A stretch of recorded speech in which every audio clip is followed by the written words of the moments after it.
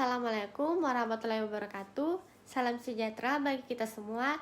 Shalom, Om Swastiastu, Namo Buddhaya, salam kebajikan. Hai semuanya, kembali lagi di video saya kali ini, video yang ke-8. Perkenalkan kembali, nama saya Celser Samerlim dengan NIM 4524091079 dari Fakultas Psikologi Program Studi Psikologi Universitas Pessoa Angkatan 2024. Pada video kali ini saya akan menjelaskan materi tentang aksiologi. Nah teman-teman, untuk lebih mengenal apa yang dimaksud dengan aksiologi, berikut penjelasan tentang aksiologi. Di antaranya, yang pertama, aksiologi itu berasal dari perkataan aksios, yaitu Yunani, yang berarti nilai, dan logos yang berarti teori. Jadi aksiologi adalah teori tentang nilai.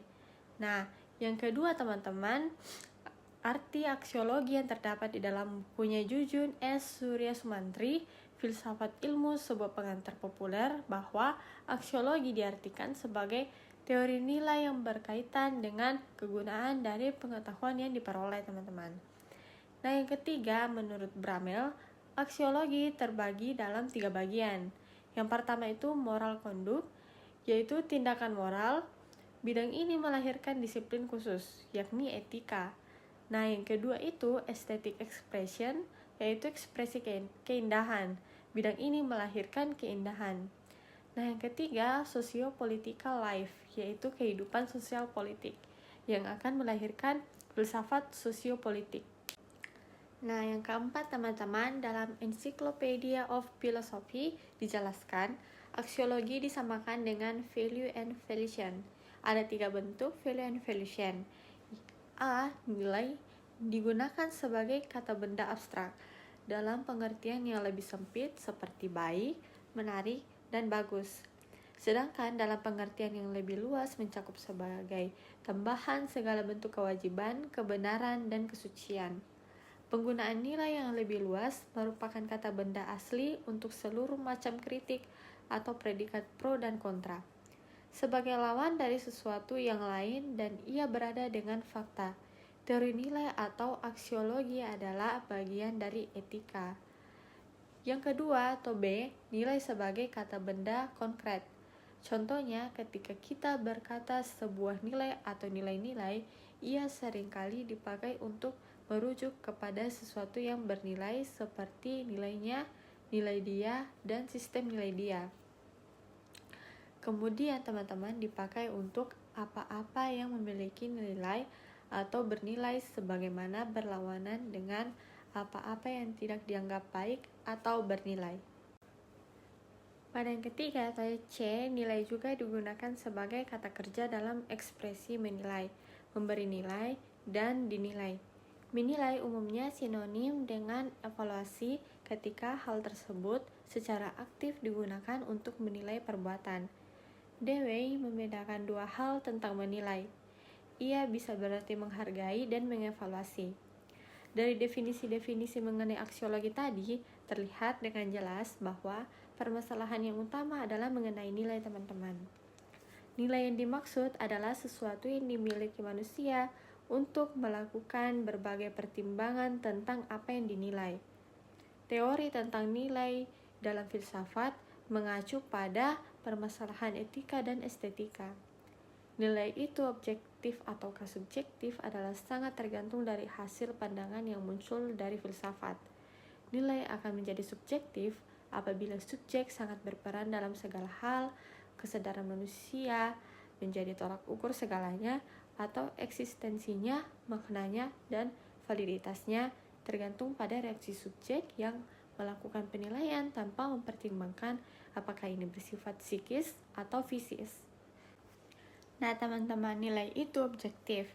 Jika ia tidak tergantung pada subjek atau kesadaran yang menilai, nilai objektif muncul karena adanya pandangan dalam filsafat tentang objektivisme. Kemudian, bagaimana dengan nilai dalam ilmu pengetahuan?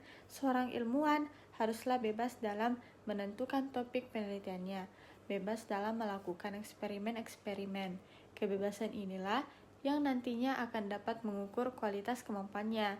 Ketika seorang ilmuwan bekerja, dia hanya tertuju pada proses kerja ilmiahnya dan tujuan agar penelitiannya berhasil dengan baik. Para ilmuwan terbagi ke dalam 2 golongan pendapat, teman-teman. Golongan yang pertama itu berpendapat bahwa ilmu haruslah bersifat netral terhadap nilai-nilai, baik itu secara ontologis maupun aksiologis. Nah, pada golongan yang kedua, berpendapat bahwa netralitas ilmu terhadap nilai-nilai hanyalah terbatas pada metafisik keilmuan, sedangkan dalam penggunaannya haruslah berlandaskan nilai-nilai moral.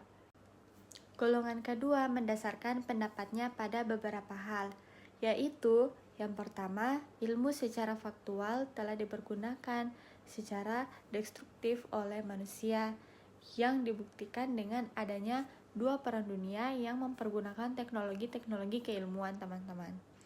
Nah, yang kedua, ilmu telah berkembang dengan pesat dan makin esoterik hingga kaum ilmuwan lebih mengetahui tentang ekses-ekses yang mungkin terjadi bila terjadi penyalahgunaan.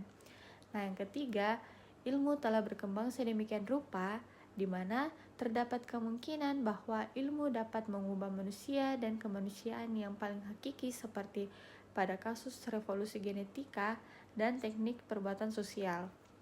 Nah, berdasarkan ketiga hal tadi, maka golongan kedua berpendapat bahwa ilmu secara moral harus ditujukan untuk kebaikan manusia tanpa merendahkan martabat atau mengubah hakikat kemanusiaan. Nah, dari 2 pendapat golongan tadi, teman-teman, kelihatannya netralitas ilmu terletak pada epistemologisnya saja.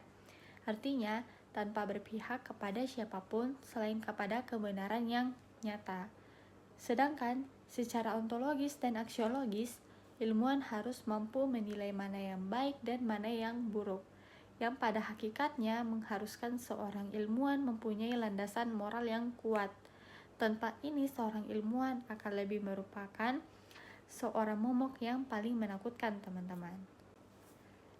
Etika keilmuan merupakan etika normatif yang merumuskan prinsip-prinsip etis yang dapat dipertanggungjawabkan secara rasional dan dapat diterapkan dalam ilmu pengetahuan. Tujuan etika keilmuan adalah agar seorang ilmuwan dapat menerapkan prinsip-prinsip moral, yaitu yang baik dan menghindarkan dari yang buruk ke dalam perilaku keilmuannya, sehingga ia dapat menjadi ilmuwan yang mempertanggungjawabkan perilaku ilmiahnya, teman-teman. Nah, pokok persoalan dalam etika keilmuan selalu mengacu kepada elemen-elemen kaidah moral, yaitu hati nurani, kebebasan dan tanggung jawab, nilai dan norma yang bersifat untuk utilitaristik atau kegunaan. Penerapan ilmu pengetahuan yang telah dihasilkan oleh para ilmuwan, apakah itu berupa teknologi maupun teori-teori emansipasi masyarakat dan sebagainya itu, mestilah memperhatikan nilai-nilai kemanusiaan, nilai agama, nilai adat, dan sebagainya. Nah, teman-teman, menurut mereka, ilmu pengetahuan hanyalah sebagai objek kajian untuk mengembangkan ilmu pengetahuan sendiri.